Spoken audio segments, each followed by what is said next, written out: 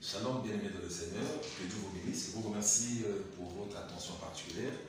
Effectivement, nous sommes venus voir l'homme de Dieu, le pasteur Brice Marcel Banakina, qui avait décrété 40 jours de jeûne et de prière.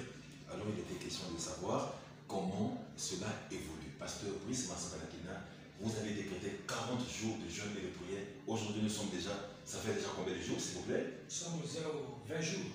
20 jours de jeûne et de prière. 20 jours de jeûne et de prière.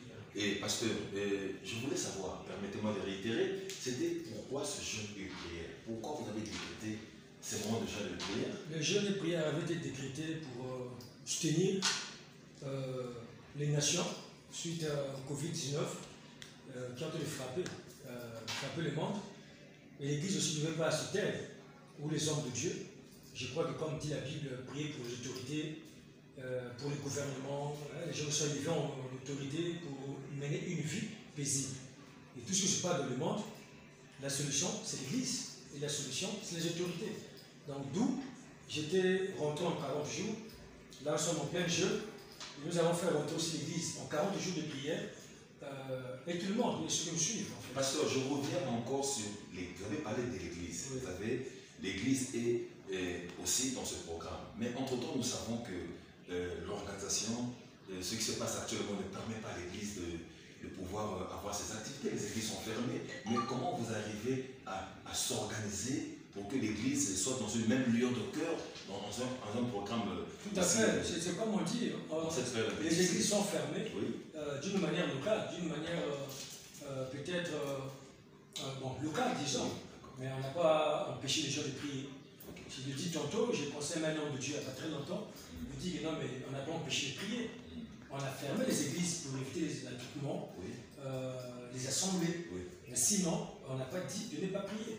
Daniel était seul dans la chambre haute. Quand il prie pour Israël, pour Jérusalem, Dieu l'avait exaucé, il a reçu les plus grandes révélations de l'avenir sur Israël. Donc nous aussi, c'est dans cette optique-là que nous sommes en train de prier pendant 40 jours, 40 nuits. On est en prière pour aider que ces Covid-19 vraiment s'arrêtent. Pas dans le concept que Dieu est en train de frapper le monde. Nous, on n'est pas là. Nous sommes en train de prier, que Dieu frappe, que Dieu ne frappe pas, que ce soit le diable, que ce soit pas le diable. Dieu m'a convaincu de me mettre en 40 jours de prière et associer tout le monde, ceux qui peuvent nous suivre, par exemple, l'Église particulièrement, là où je suis visionnaire, là où je suis père, et puis associer toutes les églises. D'où j'avais annoncé les 40 jours, 40 jours de jeûne et de prière. Voilà. Et je voulais aussi savoir, parce que vous savez que, permettez que je dise que l'enjeu est détail, parce que c'est un moment de confinement, et le pasteur Brice se rassure que ses fidèles, par rapport au travail que vous avez fait, que ses fidèles vont respecter ce programme, parce que nous sommes en plein confinement. Non, le programme... Les gens sont distraits, les gens... Le programme est respecté, pourquoi? Parce que j'ai des centaines de fidèles, des centaines de fidèles. Ça veut dire que j'avais sondé dans chaque maison. On est en confinement familial. Ça veut dire que dans chaque maison, toutes les familles des vainqueurs, je les ai mis dans les maisons. Dans où ils sont, dans leur maison, sont priés. Ils respectent les heures telles que je les ai tracées et ils sont en prière matin, midi, soir, mais tout ça. Vous savez, parce que ce programme, par exemple, permettez-moi de dire quelque chose, je trouve que ça sera encore plus facile. Je voulais savoir de votre ministère, est-ce que vous avez eu la grâce de gagner les familles? Parce que, supposons que si vous avez gagné les familles, je trouve que c'est plus facile. Oui, évidemment, et voilà pourquoi ça m'intéresse en fait d'organiser un programme où j'ai lancé l'appel aux familles. Oui. Parce que quand on dit confinement, c'est familial. Et le Covid, pourquoi ça pousse que les familles se réservent? C'est-à-dire que ça frappe des maisons, ça frappe aussi des familles. Donc d'où j'ai organisé d'abord des familles de l'Église, dont Dieu m'a fait grâce d'avoir plusieurs familles. Ah, donc le pasteur Brice Marcel dans son ministère, il a la grâce de... Non, moi j'ai beaucoup de familles dans l'Église. Et j'ai déjà sauté sur cette occasion pour permettre que les prières se fassent aussi dans les maisons et dans les familles, les 40 jours, 40 nuits. Pasteur, je voulais aussi dire quelque chose, excusez-moi, je sais que nous sommes derrière le temps. Oui.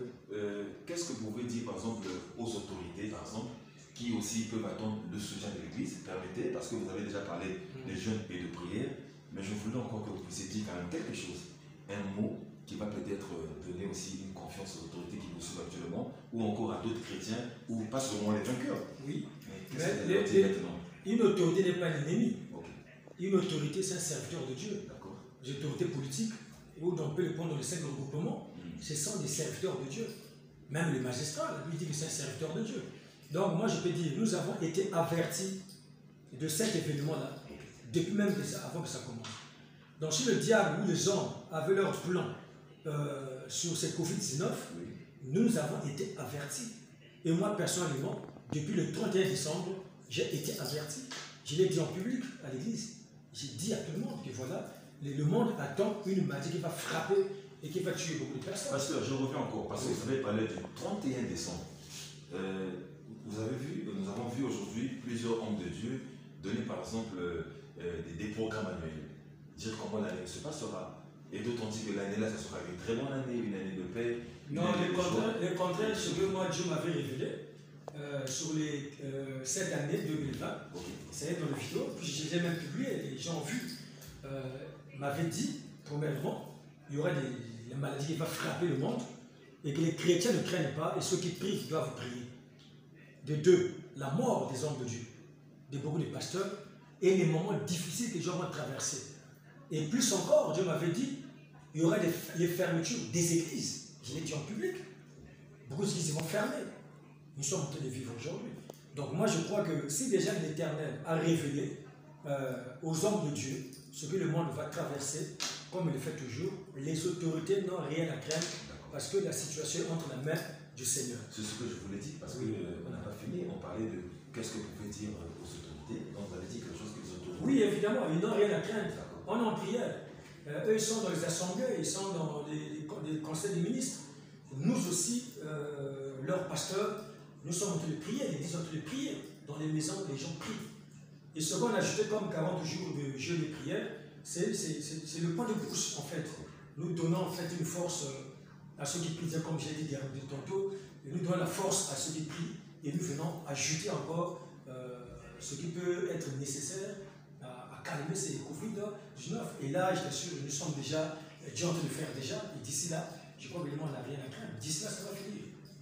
D'ici là, ça va finir. Je voulais aussi, une fois de plus, rappeler aux enfants de Dieu que ça, c'est l'homme de Dieu qui a déclaré. Il a dit que les autorités puissent avoir une confiance parce que les hommes de Dieu sont en train de faire un travail de fond qui consiste à prier. Et l'homme de Dieu aussi a dit dans sa locution que le 31 décembre, il avait eu aussi, Dieu l'avait parlé, Dieu l'avait montré certains événements que nous sommes en train de vivre aujourd'hui.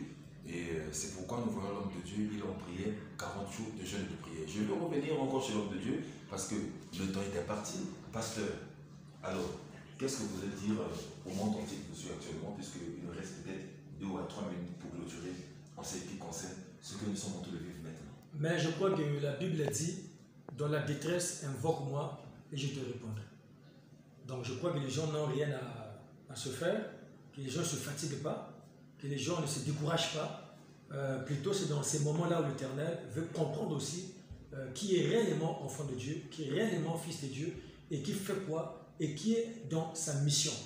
Et je crois que c'est dans ces moments-là que Dieu nous a fait serviteurs, nous a fait église. Nous sommes le sel de la terre, nous sommes la lumière du monde.